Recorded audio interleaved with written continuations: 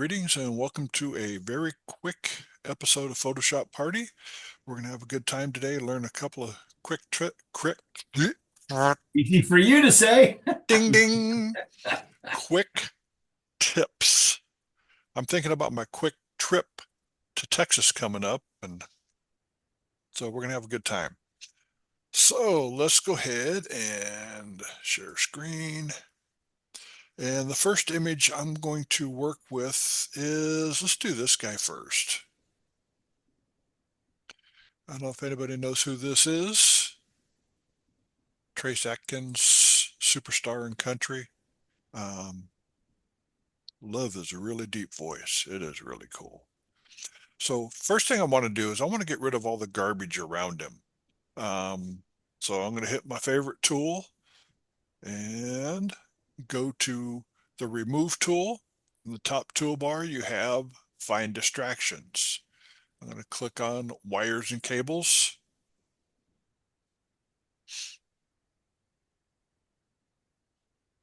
And wait and wait. Come on, hurry up. Thank you. Wires and cables, most of them are gone. I have a people down here on the bottom. I could just circle them with the remove tool, but I'm going to see if people will take them out. Hit OK. The people took them out very easily. And these I'm going to have to do the old-fashioned way, just manually take them out.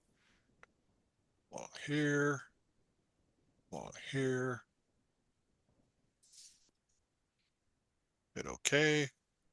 And with magic, boom, everything has been taken out. So you have your before and after, but that wasn't really the technique that I was supposed to show you today, I don't believe. I think I'm supposed to I show don't you how think to it get rid of was. ghosting.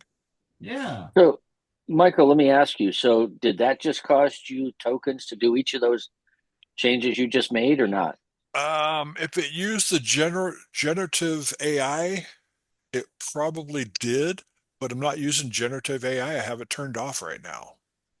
So up in the top toolbar next to Okay. find distractions, you have mode, you have generative AI on, off, or auto. And right now mine's turned off. So it just used its brain to figure out what to cut out, which is wicked cool. It saves me a lot of work. So what I'm going to do is I'm going to go to select subject. So the fastest way is for me to hit the W key, which is magic wand, object selection tool, quick selection tool. I'm going to use none of those and just click on select subject. But before I do select subject, again, a reminder, if you haven't already, set it in your preferences, set it to cloud. You get much better results that way. Select subject, and it did a fairly fantastic job. I think I want to add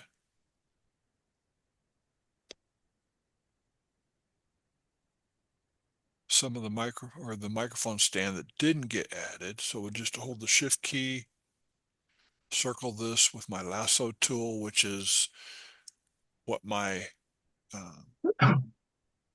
object selection tool is set to. And I'm going to see what happens if I do a Command J, if it does it all or not. And it did all. Cool. So let's go ahead and undo that one. And I am going to go to my mask tool and mask out the background just by clicking on the mask. So I have him selected, but it masked out the background.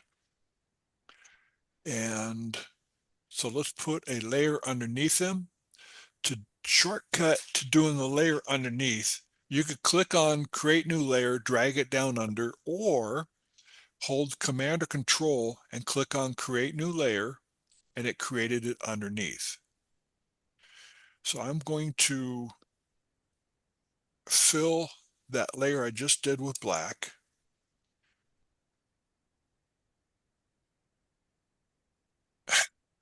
Wow.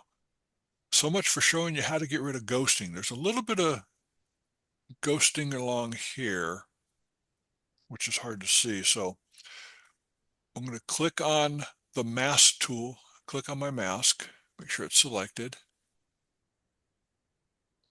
And it is now selected. I am going to go to filter, down to other, to minimum. And it's really hard to see, so I'm going to zoom in just a little bit. Command plus, hold the shift key to move it down. And right now it's set to 2 pixels. And you can see a little bit of difference right there, just at 2 pixels. See that purple haze that goes around him? Click OK. And now he's perfect. So I could drop in anything I want behind him, a sky, stadium, whatever I want, and he's going to be there. So that's how easy that is. Don't save. I'm going to do one more just for fun. I told you it's going to be a quick day today. Well, what about one that's already, you've done some processing to it and then it's showing it up? So these are the easy ones, but what about the hard ones? That's one thing that I've struggled with. I would probably use the remove tool along the edge, and normally that would clean it up. I looked through all my files trying to find one, and I just could not find one that's like that. If you have one, you can send it to me, and I would be happy to do that. So we'll open up this critter, click OK, and we'll do the same thing. Go to W, select subject, and I'm just going to add the mask again, and it automatically turns it into a layer from background. You don't have to do that anymore. Back in the old days, you had to do that. It looks like it selected something down here as well. So I'm going to use a tool that I never use called the eraser tool. Maybe. There we go. Erase those out because I know I don't need them. And let's add a layer underneath them again. Command or Control, click on the plus sign there. Fill it with black. And now you can see there's some white underneath and white in there. So it didn't do a great job of selecting. So then I would have to go in and select those and mask those out. Let's go ahead and filter, other, minimum. And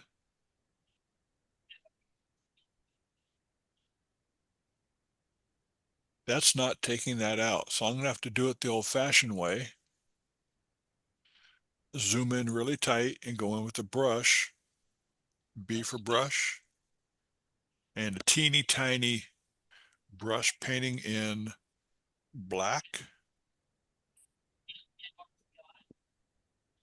And black's not the color I want. No big deal. Just hit X, go in with white and paint it in.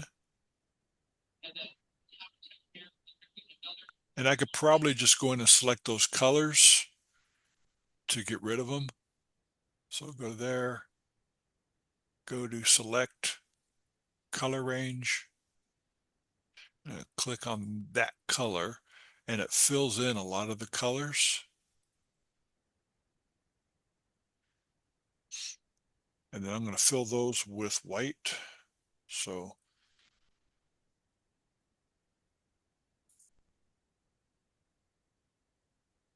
actually, I'm going to fill those with black, and it didn't do them all. So I'm going to have to go in, and it did a good job on this side pretty much. Deselect, and still got a little bit to work with there. And I will have to go in, and I would probably use a sharp edge brush, hardness at 100%, to make sure I get a good selection. And what I would do here, it didn't do a great job. So I'm going to hold the shift key and go down along the edge, which gives me a straight line. And what a pain in the tush this is. Sometimes, if you know an easier way to do this, I'd be happy to take it, but I don't know if this is easier, but how about if you use the clone tool with the black and set it to darken, and then you can go over the edge and it'll take out the white.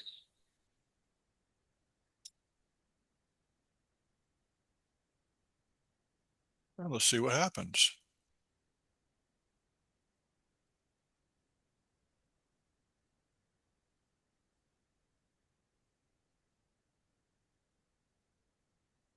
Huh.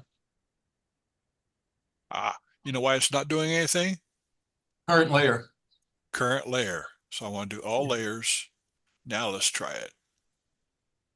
Well, There you would you go. look at that? It took out too much there. But yeah, it's going to take some out there for you. Michael, I use the smudge tool quite a bit for doing that. Okay. If you take the smudge tool, tiny smudge tool, round, soft, and just go along the edge, it'll do a pretty good job of getting rid of, and then you don't have that problem of staying even on it. Well, the smudge tool is working pretty good. It's going to take a little bit, and it's better if you have a Wacom tablet to pull this off. Yeah, just the smudge tool, really small, working the edges there. And you're on a 50% strength, so you kind of play back and forth with the strength on it, depending on the on how wide the little haloing is. Yeah. But yeah, the smudge tool works wonders if you haven't played with it. Sandra Pierce will teach you how to use the smudge tool along with the mixer brush. It's amazing what you can do with it. And I just happened to change my shortcut on the smudge tool from, what is it in? It's in the sharpen tool, and I moved it out and put it with the mixer brush and used the letter A to do that.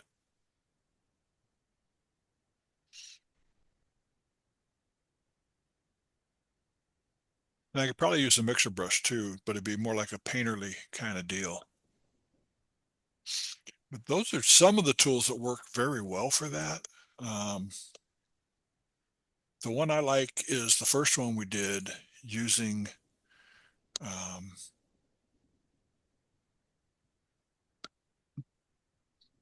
filter, other, and minimum. And if you get too tight on your selection, you can also do maximum, which will open it up a little bit. So you can, there's a variety of ways to do that. So if I go to filter, other, maximum, let me undo my, hang on, I got a selection. So let's undo the selection, Command D to deselect, filter, other, maximum. And you can see that it just added a bunch because I got nine pixels. So get 1 pixel and it just adds just a little bit around the outside. So can you clarify, Michael, the reason why you have that black layer underneath is so that everything will be black in the background of that bird? it's so I can see what I'm doing there. It's showing any ghosting along the edge because there's such a high contrast. You can also do, let me go to white, drag it underneath really quick. So you can also do white when you have something you want to see contrast, if you want to see what's along the edge there. So you can either use black or white. Black's going to show you the white ghosting, and if there's dark around the outside for whatever reason, it's going to show up with the white. I use black because it just makes it so easy to see immediately that there's an issue right there. So then to bring back the rest of the environment that's in that bird shot, can you highlight that shot to the left of where you are? Yeah, that one. Yeah, if I wanted to, but with this image, what I did, I cheated a little bit and added a sky in there to make it look a little bit, Realistic. yeah. So, but the black layer works if you don't want anything else except for the subject. But what about if you just want to get the ghosting out of the bird, but you want, the trees and everything else to still be there?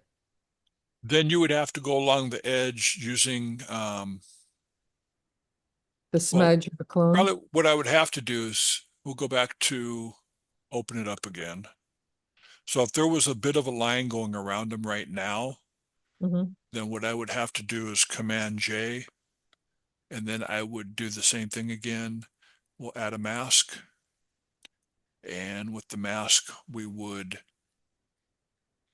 have to go to filter, other, minimum. And I can't see there, so I'm going to go with 2 pixels just to go around them a little bit. And so there wasn't any there, but what it did, it contracted in just a little bit. So That's what I was gonna say. You're really just bringing the pixels in slightly. yeah, So it should work with any background. You just replace the black background with whatever background you want. exactly. And I just used the black background so you could see the ghosting that was going on. Right. Let me close this real quick. Now, Mike, I texted you a photo.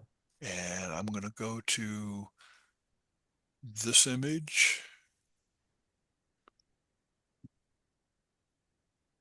Drag it into Photoshop because it doesn't open directly in. There we go. I remember this image. So you can really see it there on the right. Yeah, so let's try a couple different techniques. Number one, let's go to select subject, see if we get a selection. I'm going to go Command J. Let's put a white, gray, black background. So we'll put a background underneath, fill it with black. We got rid of the ghosting, which is okay, but we want to keep the rest of it. So what I'm going to do is on the top layer, I'm going to go Command T, 101, make it 1 pixel bigger all the way around. And it's still got a little bit of ghosting back behind here. That looks like the only place there's any ghosting is right in this area here. So I'm going to go to my magic tool, sample all layers, the remove tool.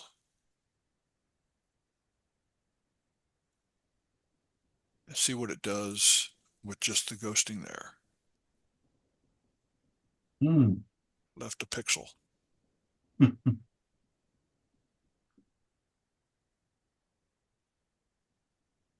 So let's try,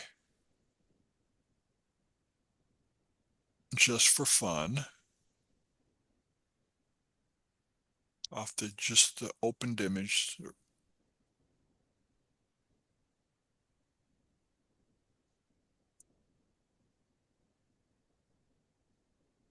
Not perfect, but it's a good Not start. bad. Yeah. Yes, not bad. Yeah, not perfect, but holy cow. Okay. That's okay.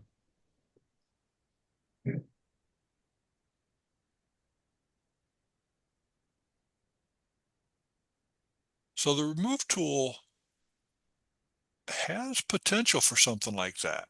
Yeah, it It could does. save you a lot of time so you're not using the smudge or other tools, but so we got up on the top right here. That's the area I was curious about, and that's where it should really work well, where you got a wide one like that. Well, let's see what happens. Not quite. Yeah, kind of remove some of the Took some of the truck out too. Left some of the ghosts too. Yeah. Well, let's try not taking as much truck this time. So we'll hold there, there.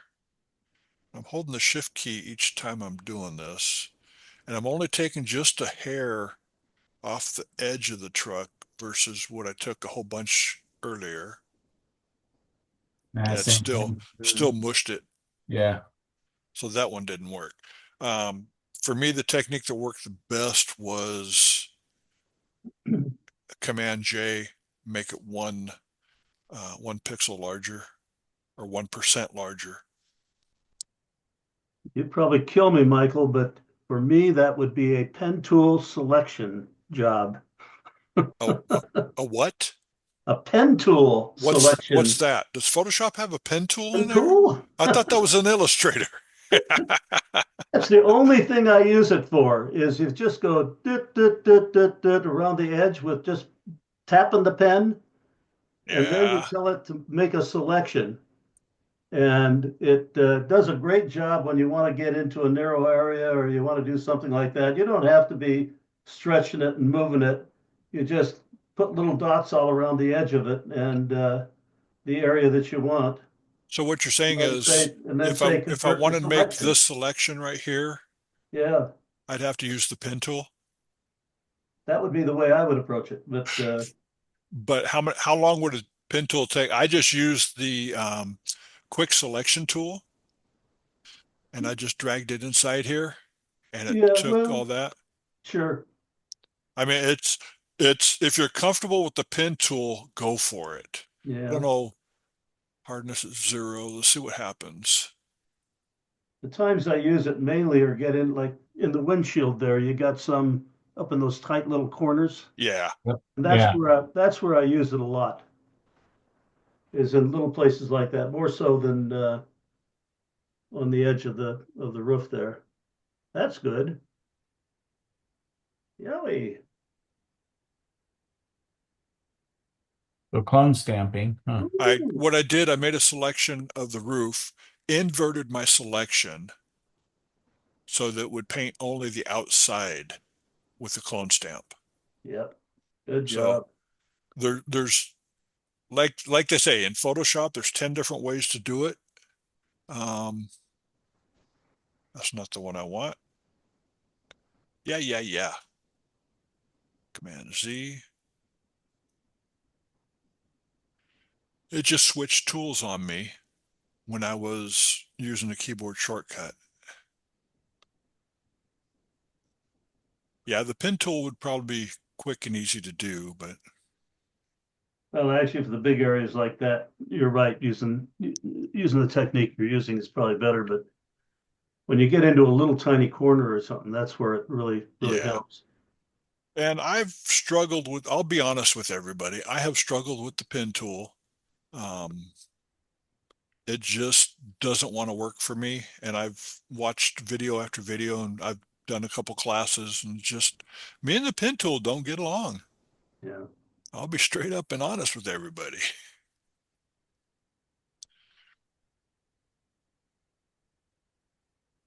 Yeah, we'd have to go in here and clean this up a little bit, which wouldn't be bad except for all these little spots and dots and stuff. So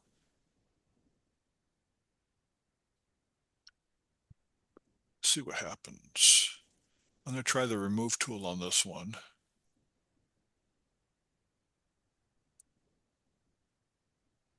And just do a little area at a time.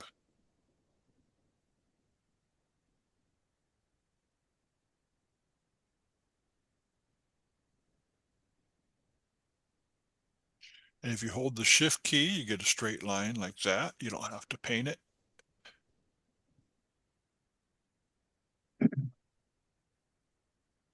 So you zoom in and get really tight and get this really amazing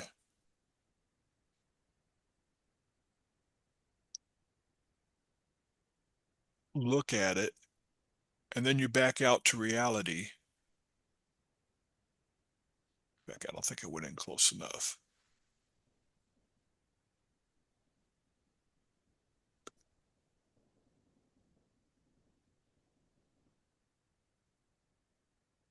So before and after. If you went in super tight, you might be able to see a little bit of glitch there, but out far enough out, you're not going to.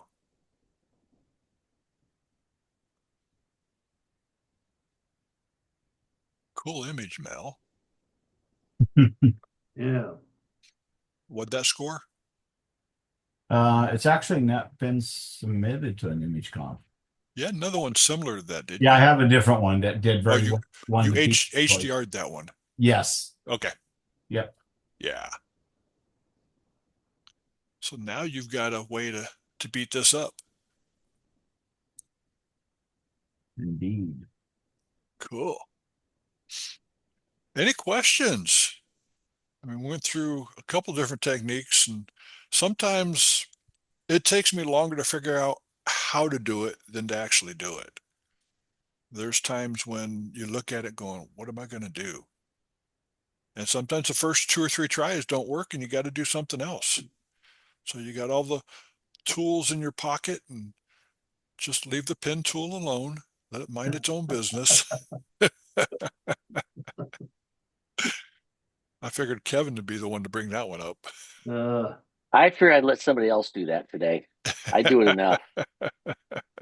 Because I am by no means an expert, but it definitely does work when you need to do that fine detail. Yeah, Joe Glida uses it in his class. Oh yeah, So if you're looking and to he's a freaking expert at it. So well, you look at his experience. I mean, yeah, work for exactly. Kraft Corporation and stuff. Yeah, Joe Glida, if you're going to West Coast School, that would be my number 2 class. Number 1, obviously, Photoshop 0 to 60 in a week. So maybe you can subcontract an hour from him to teach the pen tool in your class. you know, not a bad idea. Oh my God, that's great. I'd have to get the director's permission, but You have to check with that guy in the corner apartment who's yelling at the people on the lawn. get off my lawn. Oh my God, that was boy. funny. Boy, it happens one time and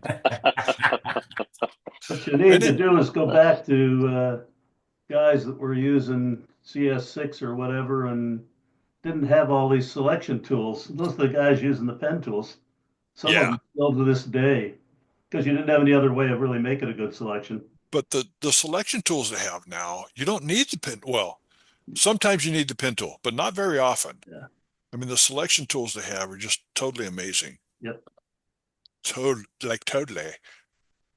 Like Okay. you said, it doesn't hurt to have a number of different tools in the toolbox. yeah. You got that Yep. right.